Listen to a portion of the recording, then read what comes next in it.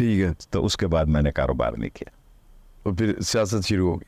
और वो जो फार्म के लिए मैंने ज़मीन ली थी फ्रीडम हाउस, जी जी, फ्रीडम हाउस, वो टके शेर के भाव से अब वो आसमान पे चली गई, क्योंकि वो एयरपोर्ट आ गया वहाँ कोई 60 साल के बाद। वो अभी तक है ना आपके हाँ, पास? वो मेरे पास। तो इन्होंने ट्राई नहीं की कि जी ये भी दें हमें एयरपोर्ट के लिए?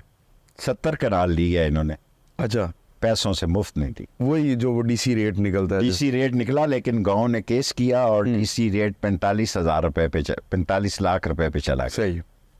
शेख साहब, आप नवाज शरीफ साहब की कैबिनेट में भी रहे, आप मुशर्रफ साहब की कैबिनेट में भी रहे, काफ लीग वाली कैबिनेट में, उसके बाद इमरान खान साहब की कैबिनेट में भी रहे, उससे पहले भी आप रहे। सबसे ज़्यादा जो आपको बेहतरीन एक हुकूमत लगी है, जिनकी स्ट्रेटजीज अच्छी थी, गवर्नेंस का मॉडल अच्छा था, वो कौन सी हुकूमत? मैं तो जी मुशर्रफ के साथ और जुनेजो के साथ बड़ा कंफर्टेबल रहा। रात को मैं रोज़ सूटा लगाता था मुशर्रफ के साथ। अच्छा, वो जो बल्कियानी ने इस बात पे मेरे खिलाफ बहुत सारी बातें की जो मैं शेयर नहीं कर सकता। सो मुशर्रफ वाज लाइक माय मैंने रात को जाता था खुद गाड़ी ड्राइव करके। तो एक जुनेजो था, वो अपने घर के खर्चे का भी हिसाब रखता था। सो इन दो आदमियों से मेरी, लेकिन मुशर्रफ से तो इतनी ज़्यादा थी कि आप तसव्वुर भी नहीं कर सकते। नहीं, मैंने सुना है कि वो जो सिगार आते थे फेडरल कास्ट्रो बेचता था, तो वो ज़्यादा आपने पिए हैं। हाँ, वो मुकाई मैंने वो ब्लैक चर्चिल तो अब नसीब ही नहीं है जी। वो मेरे ख्याल 10 लाख का एक सिगार होगा या 15 लाख का सिगार होगा एक। मैं 25 के डब्बे की बात नहीं करता। तो लेकिन जब सबा भाभी इधर उधर होती थी तो वो भी सूटा निकाल लिया। तो मुशर्रफ साहब के साथ इतनी कुर्बत की वजह क्या बनी? क्या ऐसी रीजन से? पता नहीं, उसका मेरे पे बहुत कॉन्फिडेंस हो गया, मुशर्रफ साहब का। मुशर्रफ का। और उन्होंने ये बताया आपको कि मैं सारी चीज़ें मेरे सामने थी। फिर दूसरी बात ये थी, जो प्रिंसिपल सेक्रेटरी थे general Ahmed, lieutenant general Ahmed sahab, वो मेरी गली से थे। अच्छा। और रुस्तम उनके वालिद से ही मैंने, वो मेरे महल्ले के चेयरमैन थे। अच्छा। तो वो मेरे आइडियल थे उनके वालिद। सही है। जनरल अहमद की मरहूम की बात नहीं कर रहा कि वो हमारे महल्ले का मेंबर था। सुबह हुक्का लेके, जिस तरह मैं महल्ले में सुबह सिगार पीता हूँ थड़े पे बैठ के, इस तरह वो हुक्का सुबह अच्छा गर्म किया करते थे। और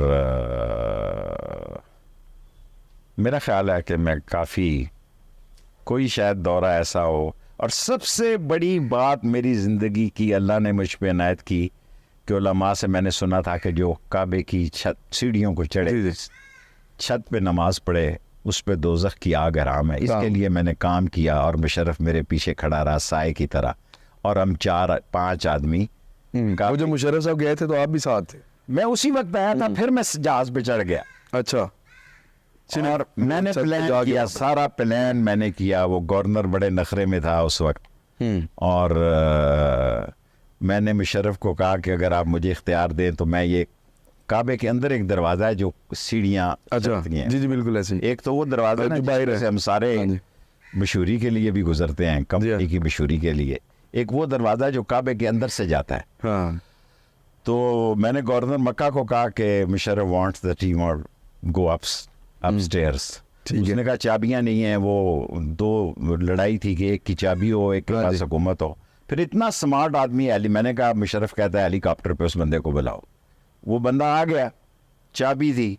चाबी जब आई तो मैंने कहा ये सीढ़ियाँ 1400-1500 साल पुरानी है जिस पे हुजूर सल्लल्लाहु अलैहि वसल्लम के ऊपर जाया करते थे। तो पता नहीं कहीं मेरा नाम, ये जर्नैल है इतने सारे, लेकिन मुशर्रफ खानदानी था। उसने कहा शेखू यू फर्स्ट।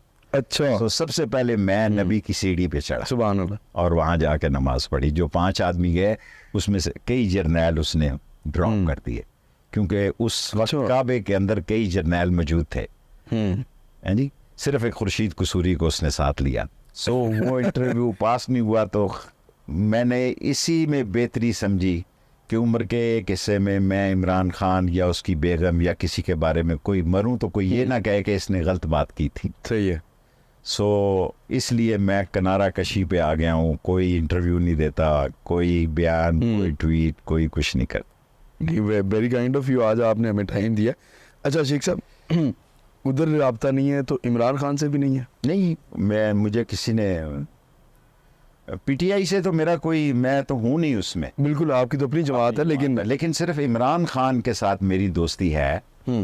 और गए मिलने के लिए जेल में? मैंने पता नहीं कैसे जाते हैं, लेकिन मेरे उसके साथ तल्लुकात में कोई कमी नहीं है। उसके बाद कोई कम्युनिकेशन हुई हो किसी रेफरेंस से, कोई बंदे ने पैगाम? ये कहा गया कि आपने फलान जलसे वलसे में जाना है, मैंने कहा नहीं मैंने।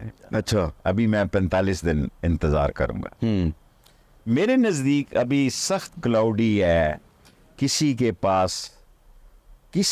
पास मसाइल का हल नहीं है। सही है, किसी के पास भी मसाइल का हल नहीं है। इसका नतीजा क्या निकलेगा? ये प्रेशर कुकर फटेगा। अच्छा, उसके बाद के असरात क्या होंगे? फिर मैं, आपको लगता है कि ये हालात मजीद खराब होंगे? हाँ जी। अच्छा सर, ये मैं अपनी गली से ये सोच के कहता हूँ, लाल हवेली में जो मैं देख रहा हूँ, लाल हवेली में 1 घंटे में, 8 घंटे में नहीं, अगर मैं 8 घंटे का पुराना टाइम टेबल रखूं तो शायद मैं खुद डिप्रेशन में चला जाऊं। सही है। लोगों के पास बच्चों की फीस के पैसे नहीं है, बिजली के बिल के पैसे नहीं है। एक बात कहूँगा, कौम मुझे माफ़ करे, सारी इलाके ने 3 टाइम की बजाय 2 टाइम रोटी खाती है। सुबह का नाश्ता करती है और शाम की रोटी खाती है। दोपहर को सब ने स्लिप कर दिया। ये हालात शेख साहब, ये बड़े वर्ष हालात हैं। अच्छा शेख साहब, आखिरी 2-3 क्वेश्चन है, उसके बाद हम इसको क्लोज़ कर देंगे।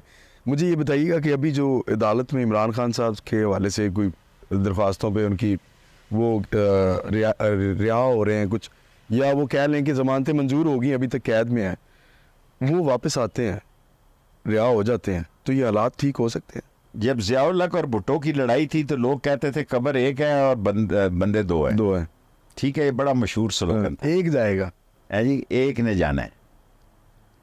और अवाम की अक्सरियत जो है इमरान खान के साथ ज़रूर है, लेकिन इसका हल क्या निकलता है इन हालात का, वो मैंने आपको पहले ही एक बात बड़ी नंगी कह दी है कि ये महीना है, मैं उसके बाद 15 दिन और दे दें, नतीजा निकलेगा। अच्छा शेख साहब, दूसरा ये बताइएगा कि खान साहब वापस आते हैं, हालात नॉर्मल हो जाते हैं, तो आप स्टैंड करेंगे उनके साथ दोबारा? मेरी इमरान खान साहब के साथ दोस्ती में 1 इंच भी फ़र्क नहीं है। आपकी अभी भी हिमायत और मोहब्बत इमरान खान की? इमरान खान की सिर्फ इमरान खान? हाँ, बाकी पार्टी शार्टी के साथ मेरा कोई तल्लुक। जो ये इन्होंने अदालत ने निशान छीना इलेक्शन के दौरान, वो गलत किया, क्या फ़ायदा हुआ? ऐसी फजूल जो काम इन्होंने किए हैं वो इनके गले पड़े हैं, क्योंकि ये बेवकूफ़ है। सही है। कोई ऐसा काम नहीं किया जिसका कि हुकूमत को फ़ायदा पहुँचाओ। हर वो काम किया जिसका हुकूमत को नुकसान हुआ और इमरान खान को फ़ायदा पहुँचाओ। सही है। डोनाल्ड ट्रंप का कहा जा रहा है उनको भी कन्विक्ट कर दिया गया। क्या मुमासलत देखते हैं खान की और डोनाल्ड, अगर वो आ जाते हैं वहाँ पे इलेक्शन जीत के? देखें, हमें पाकिस्तान में इक़्तिसादी तौर पर ये शहबाज साहब चीन गए हैं, कुछ मिल जाए हमें। नवाज शरीफ हमेशा आपस में एक बड़ा उनका मशहूर नारा हुआ करता था कि पल्ले नहीं तेला तो कर दी तेरे मेला मेला।